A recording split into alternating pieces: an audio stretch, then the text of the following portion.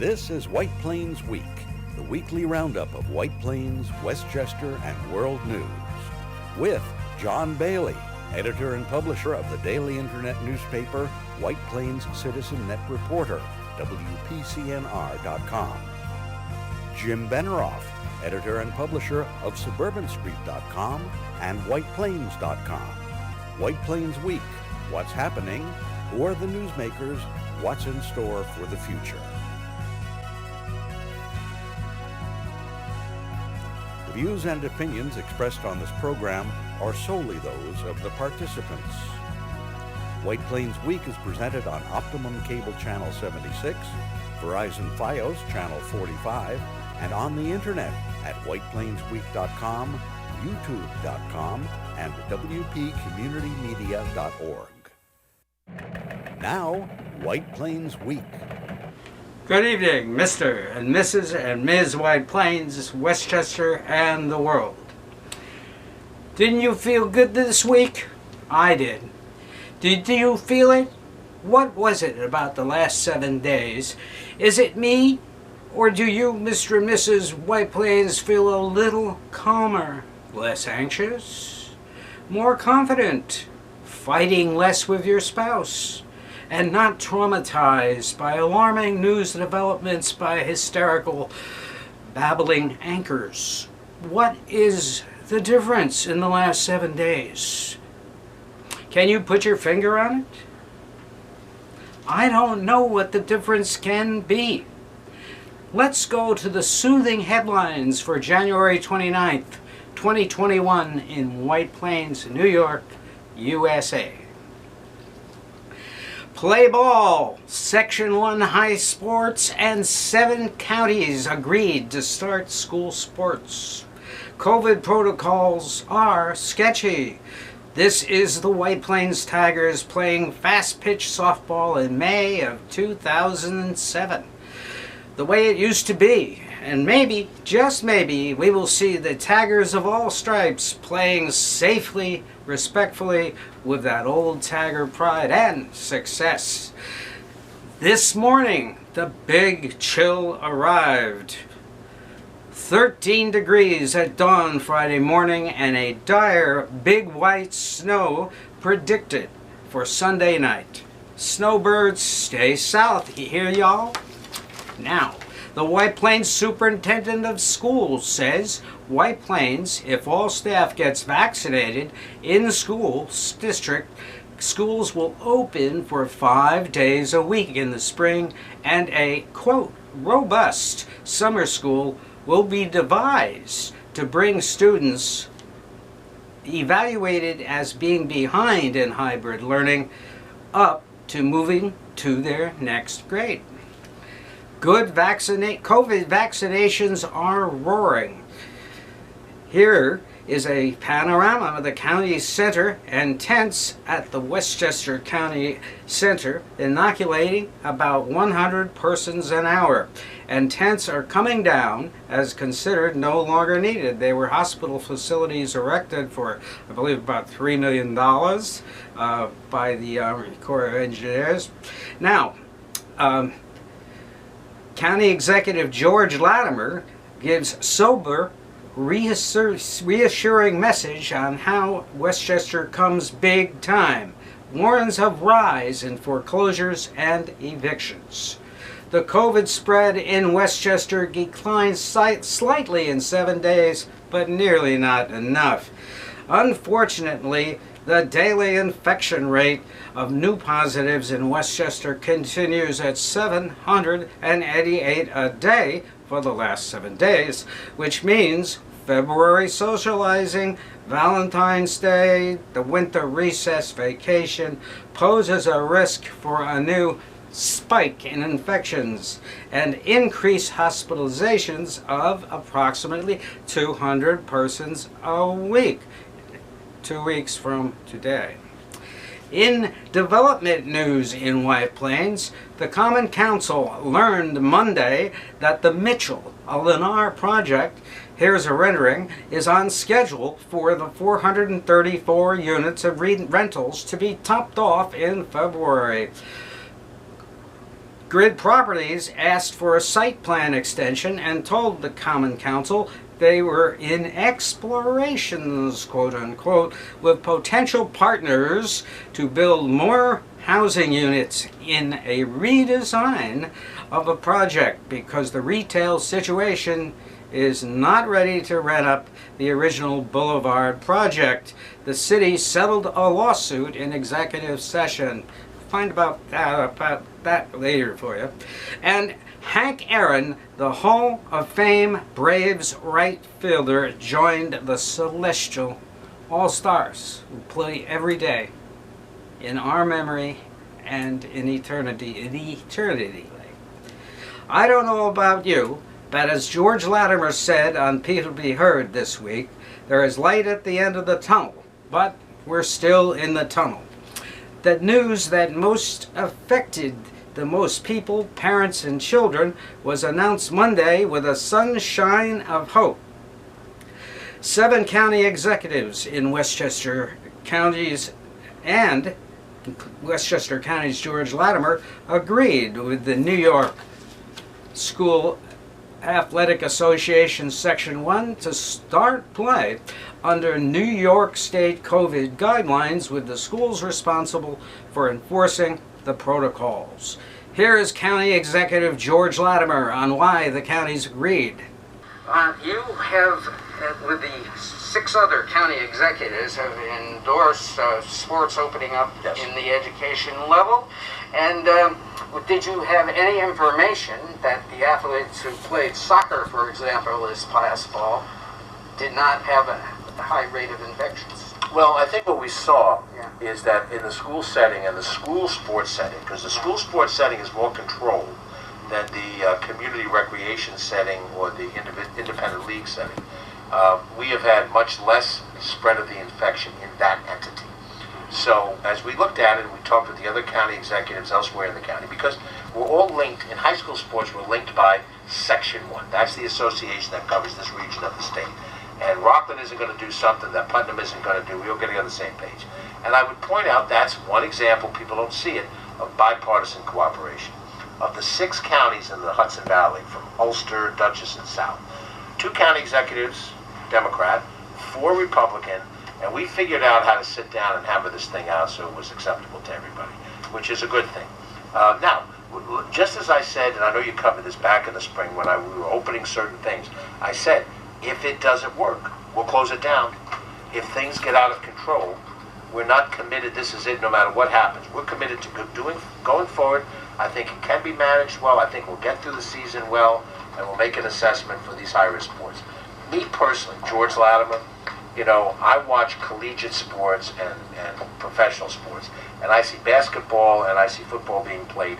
They're managing the process, so it tells me that it can be managed. With this announcement, I got to thinking that if opening schools for sports, this could mean opening all schools for regular in-person pupil attendance. I asked Dr. Joseph Ricca, Superintendent of Schools, on Monday if this was possible, and he sent us this Zoom statement. The second question is, are we thinking about opening up schools, facilities to all children every day? And the answer to that question, John, quite frankly, is yes, every single day. That's what we're thinking about. That's what I'm thinking about. My goal personally, and of course there are a lot of considerations that could stand in the way of this, is to be able to welcome our children back in person every day this school year.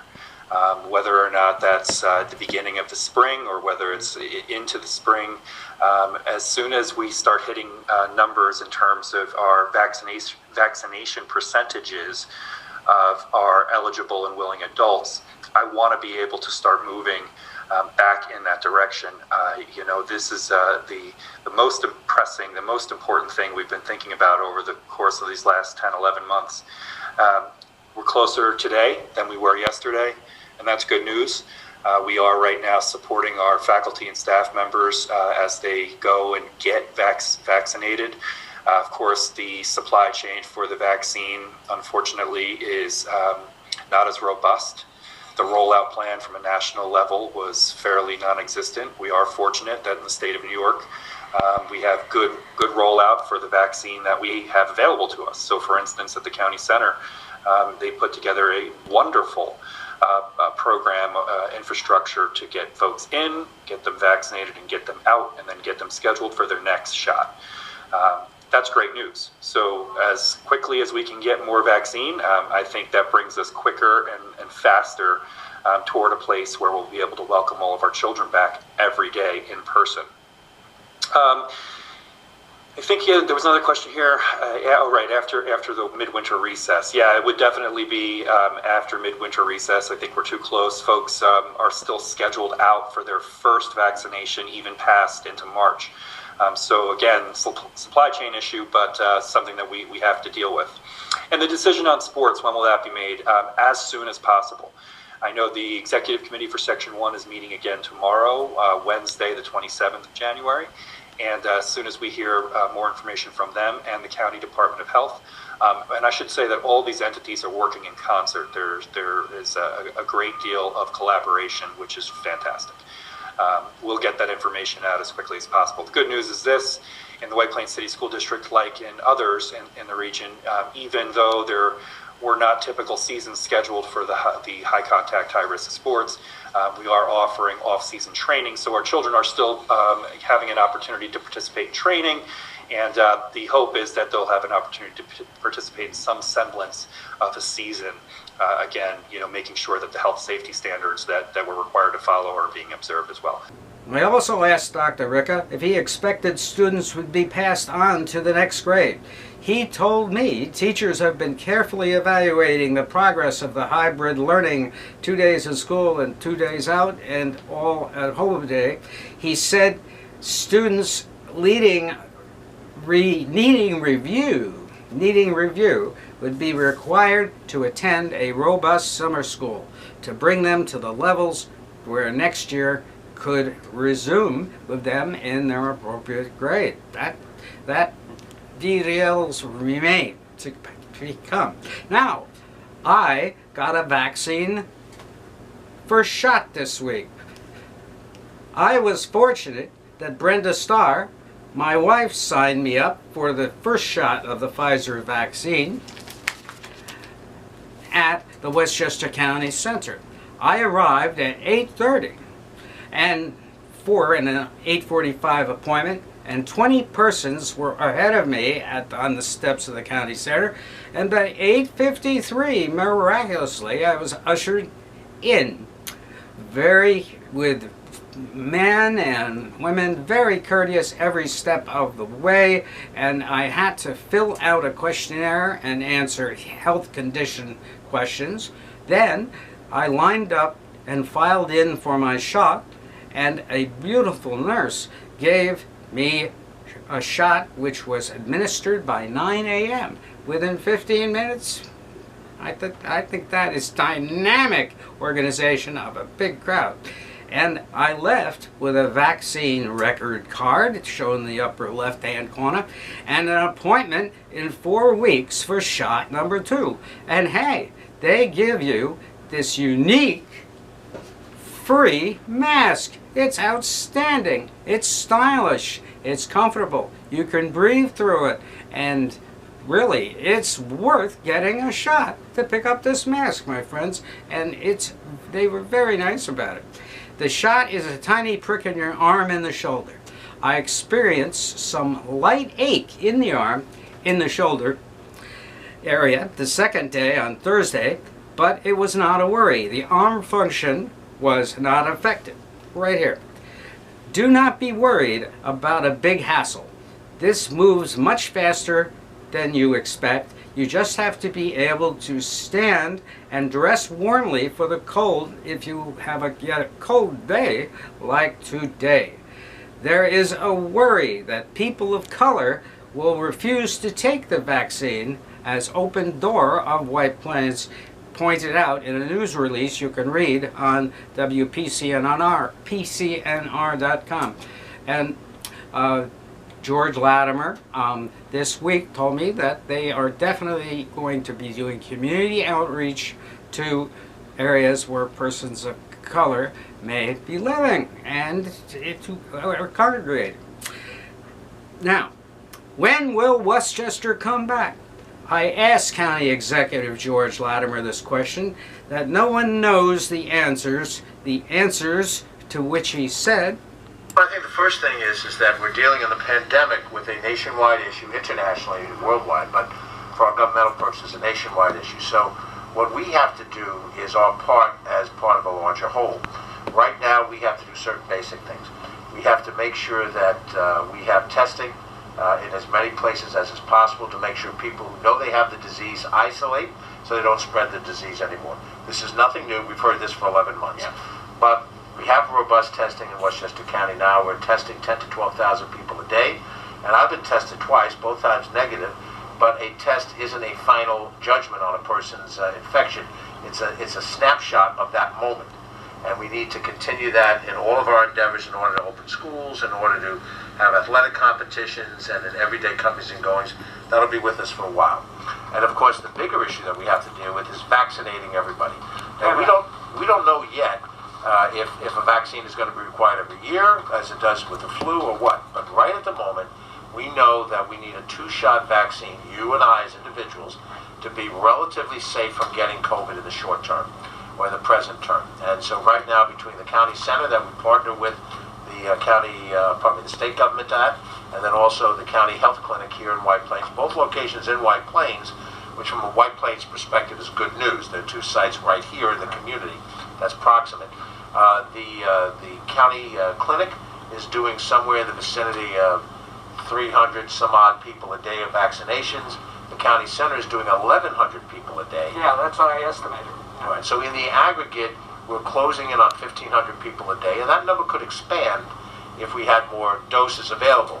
So the doses become available, and then we vaccinate more people. The more people we vaccinate, we reach a point at which the economy can start to reopen, and that's how Westchester, to go to your question, that's how Westchester comes back. We come back from COVID when we have less of a fear that people have of getting the disease, and the money will follow the opening of the society. As the society opens, people will feel more comfortable going out, buying things, sales tax revenue would rise, hotel tax revenue would rise, other revenue streams would get better, and then we find our way back to normalcy. The Westchester housing sales are up, and so are prices across the board. Is this pricing Westchester out of reach for many of the employees of companies and businesses that might believe it? Well, you have a question here, and the answer to this question leads to the answer to this question. Then there's always a yin and yang in everything. So the demand for housing in Westchester County is higher. It does drive prices higher. It does make it harder for people to afford residential units, which is why we need affordable housing built so that people who don't have market rate salaries can afford to pay them. Now, are commercial property owners and banks participating with the county to ease foreclosure procedures, non-payment of rents? Well, you start out with the fact the governor has. Yes, he's put a ban on all of this stuff. There's commercial as well as residential, which is going to be lifted at some point in time, and when it does, we're going to get a flood. And the flood of evictions are going to be pretty pronounced. Now, with mortgages and with commercial real estate, it's a little bit different. Most of these businesses, the real estate owners, know that their businesses don't want to go under, and they don't want to lose their space that they have. They have responsibility to whoever loaned them the money to do the complex in the beginning. And so really the effort is being made across the board to try to dampen down the desire to say, hey, you owe me all this money, give it to me. Then you turn to somebody else and say, give me the money, I don't have it, I go out of business, and I go bankruptcy. That doesn't solve the financial. So, how are we doing? Protecting ourselves against the coronavirus, Westchester? Over the last 7 days through January 27th, since our last White Plains Week program, new COVID positives and infections continued at 788 a day. There is the slide showing the grim nose. The matter to concentrate on, folks, is the rate of hospitalizations. If Westchester still is at the 4% to 5% hospitalization rate of persons testing positive, we may experience 200 persons a week 2 weeks from now. And they are cumulative, and I was wondering if it's because doctors are getting people better faster. There's not so many. I hope so. But February is crucial, and March is the month that will give a barometer on how Westchester returns by what our positive COVID numbers are. What communities are hotspots over the last 2 weeks? This is a grim slide. Here are the towns with the most infections. We got the worst performers right here that make Westchester the worst performing county in the Mid-Hudson region, which is really interesting since we used to really say how bad Rockland is doing or how bad Putnam is doing. Well, they're doing good now, and we are not. Yonkers with 202 infections a day. New Rochelle, 66 new positives a day. That's every day for 2 weeks. Mount Vernon, 62 a day. White Plains, sadly, 43 a day. And we were doing so well for 10 months too. The Ossingtons, 34 a day. Greenberg, 29 a day over 2 weeks. The Terrytowns, 28 a day. Yorktown, 28 a day. Peekskill, 26 a day. Cortland, 26 a day. The numbers speak for themselves. Now, Portchester, doing great. They have been downgraded from orange over the last week, and they are now down to 25 a day. Now, all 11 of these towns have experienced these per day numbers for 2 weeks. In the Common Council, Monday night, a special meeting in White Plains, the council heard from Grid Properties and apparently have agreed to grant Grid another extension. The Grid project between Maple Avenue and West Post Road has had terrible problems getting started. And that is because retailers are not willing to commit to the street retail sections. They just are very leery. Councilman Justin Brash asked if they were going to sell the property. You could have heard a pin drop. Well, and thank you, Councilman Brash, for asking that question. The men from Grid said they were in preliminary explorations with organizations specializing in housing, so Grid could partner with them in some way to add more housing units to the project. They said they had a preliminary design of a more housing-based project, which would contain much more housing, but were not ready to show it to the Common Council. They said they might have it to show in 6 months. Obviously, if someone they find really wants to buy in but wants them to do this or that to the design tweak, it would change. The Mitchell had better news. The Mitchell, shown here in rendering form, looking north on Mamaroneck at the intersection with East Post Road, will top off with its 15 stories in February, and perhaps will market its 434 apartments in mid-year. Just a guess on my part. But it is absolutely great to see this rising. However, the perspective in that rendering is way off. And I had a little problem getting the slide to work that I wanted to show you, but we will show it to you next week. It's going to be there for a long time. Now, donations may still be sent to Thomas Slater Center at 2 Fisher Court, White Plains, New York, USA, 10601. Call them if you have any questions. The donations, of course, are to in response to give donations to their Hungary Relief Fund, and that is because the annual Dr. Martin Luther King breakfast was not held because of COVID. The Friendly Gathering will be held virtually this year on Zoom, March the 14th, honoring Nita Lowey, the retired Congresswoman, and it will also honor the staff of White Plains Hospital or you should RSVP by March the 1st. Call 914-798-1103. Now this week, Hammer and Hank, the great Henry Aaron, died. I saw Mr. Aaron play in the 1957 World Series. He tripled in the second game of the World Series with a line drive over Mickey Mantle's head in right center. I saw that happen. Never forget it. A screaming line drive. He specialized in those line drives with length. And what was so impressive about Mr. Aaron, he was an all-star for 20 years.